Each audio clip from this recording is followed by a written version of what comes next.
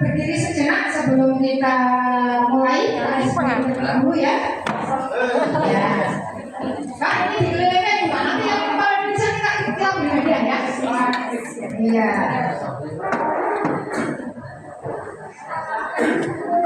Ya kan, kakaknya kita buat senang-senang ya, ya, jangan tegang dulu. Ambil posisi yang paling nyaman di tempat bapak, karena ini juga membutuhkan gerakan tangan kanan kiri, jangan sampai kena temannya, yang kasihan nanti. Kita ikut nyanyi dan joget ya bapak ibu ya, santai saja, relax. Ayo kita semangat. Ayo ikut nyanyi.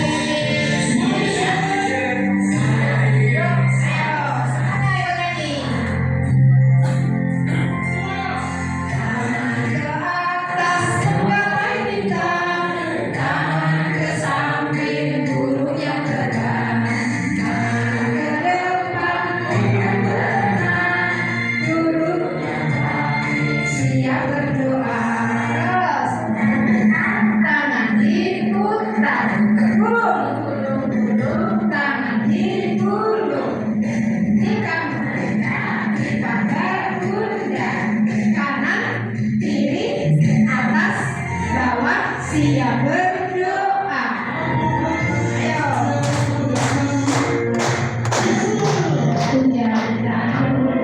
Tepuk jari dua, tepuk jari tiga, tepuk jari empat, tepuk jari lima. Ini semua 1, 2, 3. Siap berdoa. Ayo semangat. Satu jari kanan. Jari kiri buka menjadi dua jembatan panjang. Jari kanan, dua jari kiri buka menjadi dua. Jari kanan, tiga jari kiri buka menjadi dua. Kiri, empat jari kanan, empat jari kiri buka menjadi 82. Jari kanan, jari kiri bergabung menjadi 10. Siap berdoa. Oke, tepuk tangan semuanya. Pernah nggak Bapak Ibu merasa jenuh atau merasa bosan baik ketika bekerja ya di rumah atau mungkin di sekolah, bahkan ketika kita tidak ngapa-ngapain ya, pernah nggak? Pernah ya pasti ya. Kalau pernah, apa yang Bapak Ibu lakukan?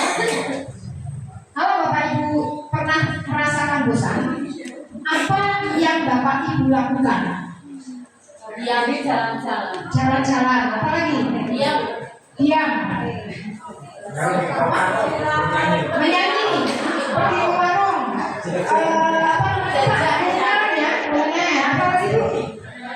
Mendengarkan musik.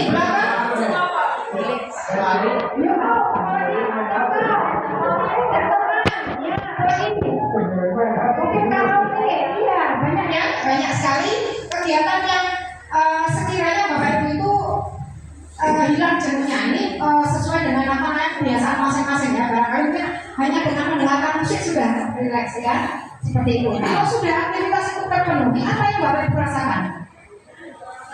Lebih bersemangat. Apa lagi? Refresh kembali, plong tadi ya. Bahkan misalkan kalau ada yang suka shopping ya, aduh jenuh ini ya, kita shopping yuk gitu ya. Itu sudah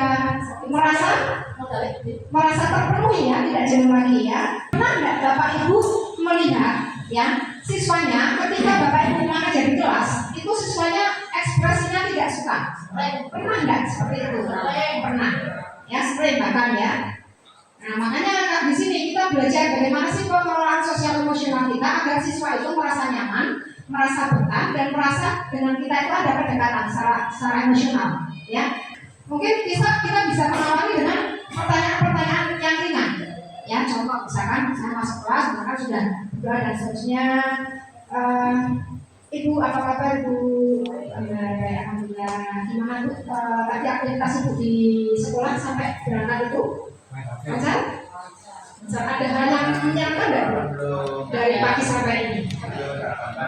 Tadi yang bersama dari kelas 1 sampai kelas 6. Anak-anak kelihatan gembira sekali. Saya mendampingi dari awal hingga akhir.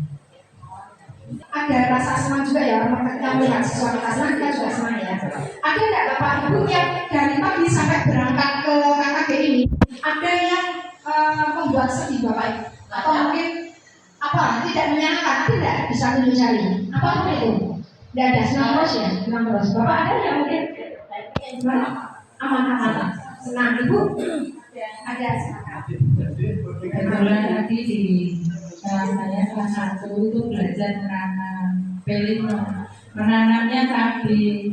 Terus ada yang nggak bawa sarung tangan, habis menanam itu isi cabai disebar, terus ucap-ucap meripat, nangis itu. Nah ini sampai mungkin itu pengalaman yang ya, tadi pengalaman yang menyenangkan ya dari Bu Ambar ya tadi ya. Pengalaman yang tidak menyenangkan Bu siapa? Gloria ya, karena muridnya ada yang kepedesan gitu ya, kena cabai gitu ya. Kita melihat ekspresi teman kita ya, kita harus tahu diri. Sama juga ketika kita dengan teman kita biasanya budaya ceria, kenapa dia kurang, kita harus tahu ya. Ya seperti itu. Jadi tidak hanya kita melihat ekspresi orang lain, tetapi apa di sosial emosional ini kita sadar dengan diri kita. Ya. Maka di sini keterkaitan antara pembelajaran sosial emosional dengan pendidikan yang dimaksudkan oleh Ki Hajar Dewantara, yaitu apa? Menuntut segala kodrat anak agar mencapai keselamatan dan kebahagiaan. Ya, baik sebagai manusia maupun sebagai anggota masyarakat. Nanti akan kita berikan coba untuk bagaimana memberikan itu di kelas. Namun demikian, sebelum kita memberikan ke anak, kompetensi sosial emosional ini harus kita kuasai terlebih dahulu. Ya, jangan sampai ketika kita di sekolah kita membentukkan selalu pendidikan karakter ke siswa. Kita membentukkan karakter ke siswa, tetapi ternyata masih banyak Bapak Ibu yang butuh pembentukan karakter sendiri. Ya enggak? Apakah kita siap menjadi contoh bagi anak-anak? Kalau kita membelajarkan anak bagaimana cara bersopan santun, bagaimana cara etika, dan bagaimana kita berperilaku tiap hari, ketika kita membelajarkan anak, maka kita otomatis sebagai modelnya, sebagai contoh bagi mereka. Kita mungkin datang lebih awal, itu sudah menjadi contoh bagi anak.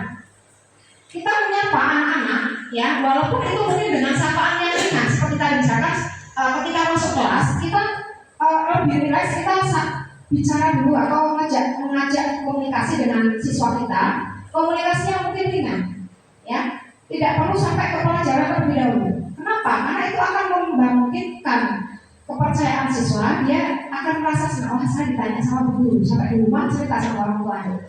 Bukan saya ditanya sama guru, ditanya aja senang, ya.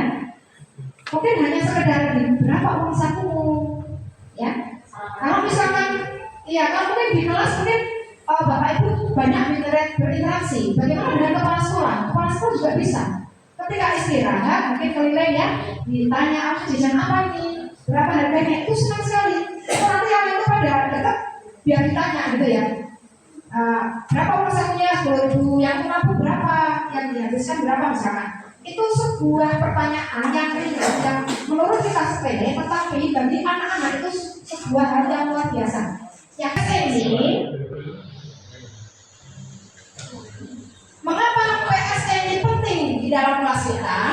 Karena ini ada beberapa tujuan yang akan salah satunya ini mengurangi stres, ya, mengurangi stres dan tekanan di dalam proses belajar, ya, kemudian membantu memperoleh keterampilan dan pengetahuan, memahami emosinya, ya, kemudian memahami dirinya sendiri, kekuatan dan kelemahan dirinya sendiri itu biar mereka tahu. Kenapa? Karena kalau misalkan tahu dia kelemahannya apa, maka secara manajemen dirinya dia akan mengolah. Oh, saya itu orangnya penakut, maka saya harus bagaimana? Jadi tahu dirinya, ya. Kalau mungkin saking apa namanya pintarnya kita mengelola emosi kita, maka mungkin kita tidak akan melihat sedih ketika di depan orang lain. Bisa jadi seperti itu. Kita di rumah punya banyak masalah, ketika di kelas kita tetap ceria. Jadi seolah-olah orang lain itu melihat kita itu bahagia terus. Bisa nggak seperti itu? Ya. Nah, kalau misalkan kita bisa menutup seperti itu, maka pengelolaan emosional kita sudah bagus. Ya. Kemudian apa sih manfaatnya? Untuk akan meningkatkan prestasi akademik. Bapak Ibu percaya nggak? Kalau kita emosinya bagus, emosional bagus, akademik anak didik kita akan meningkat. Percaya atau tidak? Apa buktinya? Ada yang bisa memberikan pendapat? Ya, silakan. Kenapa kalau misalkan kita melihat anak-anak kita yang peringkat 1, ya, yang awalnya peringkat 1 karena dia tidak baik dalam pengelolaan emosinya, maka bisa jadi dia akan dibalapi oleh yang peringkat ke-10. Pernah terjadi atau tidak? Pernah.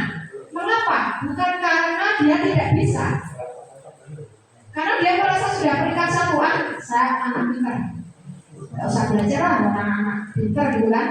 Nah, yang peringkat di bawahnya, karena dia sudah pandai pengelolaan emosionalnya, dia akan mengatur bagaimana dia waktu belajarnya, bagaimana dia akan meningkatkan bisa melebihi yang peringkat 1 itu, ya, sehingga dia pengelolaannya baik, maka akan berpengaruh.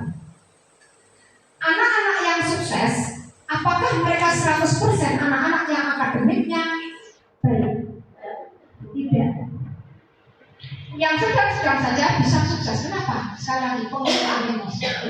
Maka ini penting bagi anak-anak. Sebelum kita membelajarkan ke anak, kita kuasai dulu 5 kompetensi pembelajaran sosial emosional. Itu ya, Bapak Ibu ya. Empati terhadap orang lain, bagaimana kepedulian siswa dengan temannya, dengan lingkungan sekitarnya, dengan keluarganya. Ya, kemudian meningkatkan kepercayaan diri dan mengurangi tekanan emosional. Nah, di sini kompetensi sosial emosional ini ada 5, nanti akan kita bahas. Jadi ini saling berkaitan, Bapak Ibu, sehingga kalau misalkan saya menjalankan satu, itu mungkin akan langsung terkait dengan yang lainnya. Tim, ada kolaborasi dan pengambilan keputusan yang bertanggung jawab. Bapak Ibu, ketika kita melaksanakan pembelajaran di kelas, hal yang pertama kita tanyakan sebelum inti, ya, kita mempersiapkan anak untuk fokus dulu, kan begitu ya. Nah, sebelum itu kita fokuskan anak, jadi tidak langsung pada inti. Jadi mungkin yang pertama kita bisa menanyakan kabar dulu ke anak. Bisa kita punya menit 30, jangan 30 ditanya, waktunya habis. Ya, mungkin cukup hari ini 2 dengan sesuai yang berbeda. Besok lagi mungkin 2, tergantung situasi dan kondisi. Ditanya itu dulu. Nah, kemudian penerapannya di dalam kelas, ya. Kalau misalkan itu kelas rendah, boleh Bapak Ibu menggunakan emoticon ya namanya, yang gambar-gambar tertawa itu ya, tertawa sendiri, boleh pakai itu. Kelas rendah boleh pakai gambar emoticon, ya. Dengan cara apa? Di sini ada nggak contohnya? Nah, ini mungkin bisa dipasang di kelas nanti, ya. Kreasikan atau sesuai dengan kreativitas Bapak Ibu. Misal ya, dengan papan ini, post-it ya, stick, mungkin di situ ada gambar anak tertawa atau sedih atau apa gitu ya. Kemudian kita bisa menggunakan itu sesuai dengan nama kita, masukkan ke ekspresi kita saat ini. Apa sih? Apa yang kita rasakan? Apakah sedih, gembira? Ditaruh. Nanti direspon oleh Bapak Ibu, direspon. Jangan anak-anak disuruh, ayo anak-anak ditambah bagaimana perasaan kalian hari ini pelajaran udah pelajaran. Jangan, tapi direspon. Salah satu atau 2. Mungkin teman-temannya kok meletakkan di bagian yang sedih, yang senang. 1 orang atau 2 orang kok meletakkan di bagian sedih. Nah, kita ambil salah satu. Sedih, kenapa sedih? Senang, kenapa senang? Yaitu di awal. Setelah di awal, nanti di bagian akhir Bapak Ibu juga menanyakan itu. Ya, kaitannya dengan apa? Dengan pemahaman materi yang sudah diberikan. Jadi di akhir kan ada refleksi itu ya, refleksi. Anak-anak misalkan gimana pelajaran hari ini setelah kamu melaksanakan kegiatan belajar ini gimana rasanya, misalkan senang atau bagaimana, atau paham atau tidak. Kalau misalkan kelas rendah mungkin paham tidaknya digambar lagi. Kalau misalkan gambar apa, oh ini paham, ini tidak, seperti itu. Jadi di akhir pembelajaran implementasi dari sosial emosional ini diberikan ke anak untuk mengukur anak itu paham atau tidak. Sampai tadi, mungkin di awal dia sedih, tapi setelah pembelajaran yang menyenangkan dia gembira gitu, ya. Gitu. Bagaimana kalau kelas tinggi? Kelas tinggi mungkin tidak hanya dengan emotikon tadi, karena kelasnya sudah kompleks, itu bisa mungkin dengan cerita, atau dengan menjawab, atau dengan checklist, ya. Bagaimana perasaan kamu hari ini? Mungkin senang beda, ya. Jadi tergantung kreativitas bapak ibu. Ya, kasihkan, dan itu bisa dipajang di kelas, ya, di kelas nanti tiap hari anak mengetahui sadar bahwa dirinya sedih atau senang atau mungkin sedang marah atau mungkin sedang gelisah dan seterusnya, ya, yang pertama. Yang kedua, dia tahu kelemahan dan kelebihannya. Ini ya Bapak Ibu ya, jadi nanti bisa ditanya setelah pembelajaran selesai ataupun di awal pembelajaran. Kemudian yang kedua adalah manajemen diri. Bagaimana kita mengelola emosi? Ini kaitannya dengan yang tadi. Anak-anak yang manajemen dirinya bagus, mungkin dia bisa mengatur waktunya, walaupun dia tidak terlalu cerdas. Kapan dia harus belajar? Kapan dia harus bermain? Kapan harus membantu orang tuanya? Ya. Kemudian Bapak Ibu guru memberikan ke anak, ya, bagaimana memanage dirinya harus diberikan target. Ya, jadi kalau misalkan kita belajar kan pasti punya target ya. Kalau kita menggunakan RPP ada tujuan pembelajaran apa yang harus kita capai. Ini anak dibiasakan untuk membuat target. Target untuk asesmen, misalkan asesmen bahasa Indonesia, saya punya target nilai saya 8 itu tak diberi target. Ya, jadi tidak dilepas begitu aja. Anak hari ini asesmen ya, sudah ruangan gitu aja. Tapi ditarget. Lagi kelas 5, kelas 5AM ya, kelas 6 ujian sekolah. Nah ini Bu, ketika kita pandai mengelola emosi kita, anak didik kita pandai mengelolanya, maka nanti anak akan terbiasa, baik implementasinya di sekolah maupun di rumah, seperti itu. Yang ketiga, nah, kesadaran sosial. Bapak Ibu pernah menemui anak-anak yang menyendiri, tidak mau bermain dengan teman-temannya? Pernah. Apa yang Bapak Ibu lakukan kalau ada yang seperti itu?